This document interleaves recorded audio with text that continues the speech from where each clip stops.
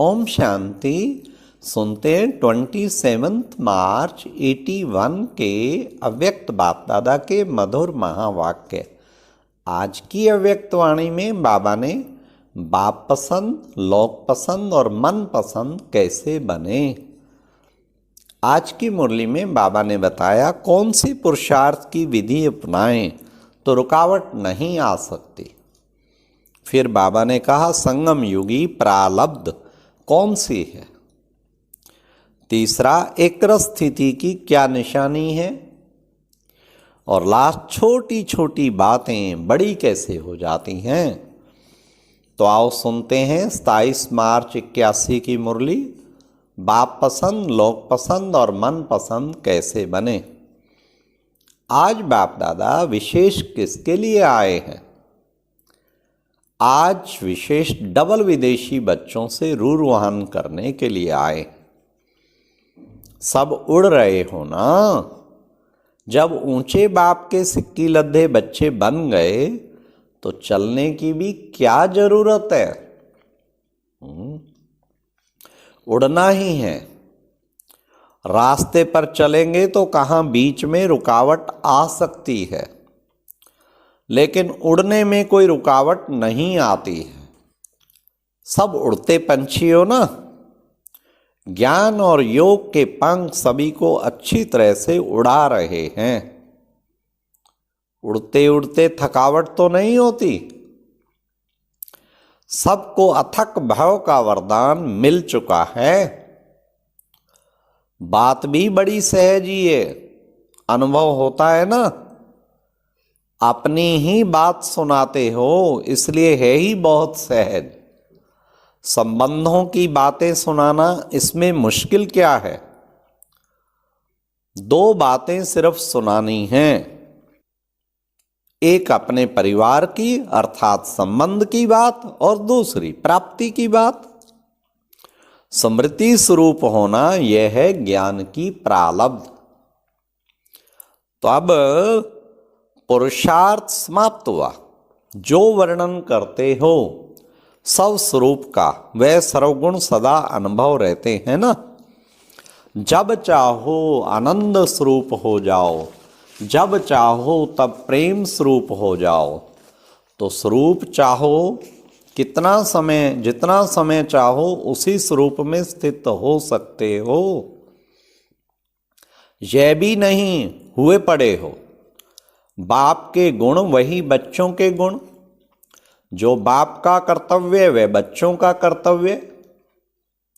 जो बाप की स्टेज वह बच्चों की स्टेज। इसको कहा जाता है संगम युगी प्रालब्ध। तो प्रालब्धि हो या पुरुषार्थी हो, प्राप्ति स्वरूप हो। प्राप्त करना है, होता नहीं है। कैसे होगा, क्या होगा, यह भाषा बदल गई ना। आज धरनी पर कल आकाश में, ऐसे आते जाते तो नहीं हो। हाँ, कभी स्टेज ऊपर, कभी देखो तो बिल्कुल डाउन। आज क्वेश्चन में और कल फुल स्टॉप में, ऐसे तो नहीं करते हो। एकरस अर्थात एक ही संपन्न मूड में रहने वाले।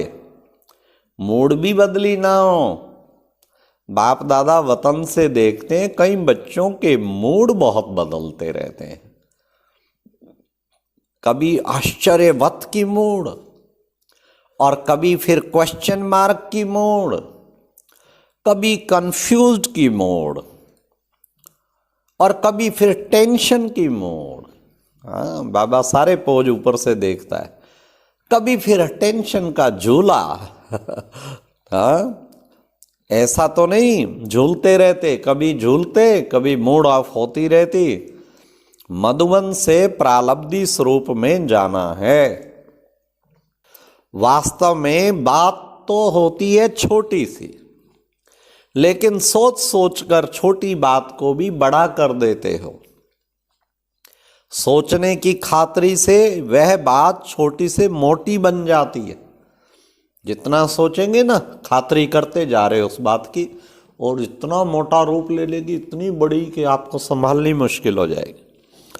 फिर बाहर रोएंगे, चिल्लाएंगे, बाबा बचाओ, बाबा बचाओ। खुद ही तो छोटी से मोटी की सोचने की खातरी से बात छोटी से मोटी बन जाती है। सोचने की खातरी नहीं करो, यह क्यों आया, यह क्यों हुआ। पेपर आया है तो उसको करना है। पेपर क्यों आया ये क्वेश्चन होता है क्या? वेस्ट और बेस्ट सेकंड में जज करो और सेकंड में समाप्त करो। वाह, वेस्ट है तो आधा कलप के लिए वेस्ट पेपर बॉक्स में उसको डाल दो, और वेस्ट पेपर बॉक्स तो बहुत बड़ा है, चिंता नहीं करो उसकी। जज बनो, वकील नहीं बनो। वकील क्या करते हैं, छोटे केस को भी बहुत बड़ा लंबा कर देते हैं, और जज क्या करते, जज सेकंड में हाँ व ना की जजमेंट कर देता है। वकील बनते हो तो काला कोट आ जाता है, 1 सेकंड की जजमेंट। यह बाप का गुण है व नहीं? नहीं, नहीं है तो वेस्ट पेपर बॉक्स में डाल दो। अगर बाप का गुण है तो बेस्ट के खाते में जमा करो। बाप दादा का सैंपल तो सामने है ना, कॉपी करना अर्थात फॉलो करना। कोई नया मार्ग नहीं बनाना है, कोई नई नॉलेज इन्वेंट नहीं करनी है। बाप जो सुनाता है वे स्वरूप बनते जाना है। सब विदेशी 100 प्रालब्ध पा रहे हैं ना, संगम युगी प्रालब्ध पा रहे हैं ना। संगम युगी प्रालब्ध है बाप समान, भविष्य प्रालब्ध है देवता पद। तो बाप समान बन बाप के साथ साथ उसी स्टेज पर बैठने का कुछ समय तो अनुभव करेंगे ना। कोई भी राजा तख्त पर बैठते हैं तो कुछ समय तो बैठेगा ना, ऐसे तो नहीं अभी अभी बैठा और अभी अभी उतरा। तो संगम युग की प्रालब्ध है बाप समान स्टेज अर्थात संपन्न स्टेज के तख्त नशीन बनना। ये प्रालब्ध भी तो पानी है ना, और बहुत समय पानी है, बहुत समय के संस्कार अभी भरने हैं। संपन्न जीवन है, संपन्न की सिर्फ कुछ घड़ियां नहीं होती, लेकिन जीवन होता है संपन्न तो। फरिश्ता जीवन, योगी जीवन, सहज जीवन। जीवन कुछ समय की होती है, अभी अभी जन्मा और अभी अभी गया, कुछ समय की होती है। क्या बाबा पूछ रहे हैं? वह जीवन नहीं कहेंगे, कहते हो पा लिया, तो क्या पा लिया? सिर्फ उतरना और चढ़ना ही पा लिया? वाह वाह वाह वाह, आज तो बाबा ने पूरा ही एक्सप्लोर कर दिया। मेहनत पा लिया या प्रालब्ध को पा लिया? बाप समान जीवन को पा लिया। मेहनत कब तक करेंगे? आधा कल्प अनेक प्रकार की मेहनत की। क्या क्या की? सुनिए, बाबा सुनाएंगे। गृहस्थ व्यवहार, भक्ति, समस्याएं, कितनी मेहनत की। संगम युग तो है मोहब्बत का युग, मेहनत का युग नहीं, मिलन का युग है। क्षमा और परवाने के समाने का युग है। नाम मेहनत कहते हो लेकिन मेहनत है नहीं। बच्चा बनना मेहनत होती है क्या? वर्षे में मिला है कि मेहनत में मिला है? बच्चा तो सिर का ताज होता है, घर का श्रृंगार होता है। बाप का बालक सो मालिक होता है। तो मालिक फिर नीचे क्यों आते? आपके नाम देखो कितने ऊंचे हैं, कितने श्रेष्ठ नाम हैं। तो नाम और काम एक है ना। सदा बाप के साथ श्रेष्ठ स्टेज पर रहो। असली स्थान तो वही है। अपना स्थान क्यों छोड़ते हो? वो बाबा ने कहा नहीं छोड़ना है। असली स्थान को छोड़ना अर्थात भिन्न भिन्न बातों में भटकना। आराम से बैठो, नशे से बैठो, अधिकार से बैठो। नीचे आकर फिर कहते हो अब क्या करें? नीचे आते ही क्यों? जो भी कोई बोझ अनुभव, वो बोझ अपने सिर पर नहीं रखो।